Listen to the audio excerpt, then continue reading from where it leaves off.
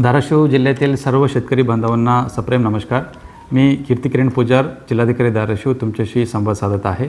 आता सर्व शेतकरी बांधवांना माहिती आहे की केंद्र शासन आणि महाराष्ट्र शासनामार्फत अग्रिस्टॅक उपक्रम सध्या सगळ्या जिल्ह्यांमध्ये तालुक्यामध्ये त्याची नोंदणी आणि अंमलबजावणी सुरू आहे।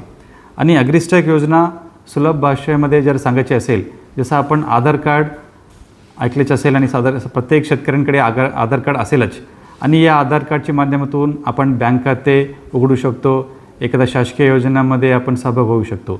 त्याच धर्तीवर आपला शेतकऱ्यांना त्यांच्या शेतीसाठी आधार असं म्हणायला काही हरकत नाही आहे।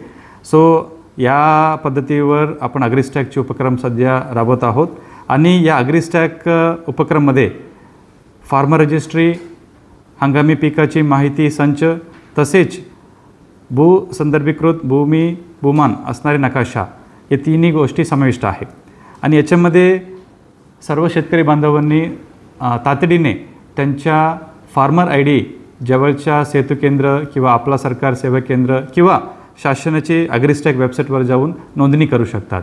आणि याची जी नोंदणी केंद्र शासनाने आणि महाराष्ट्र शासनाने बंधनकारक केलेली आहे।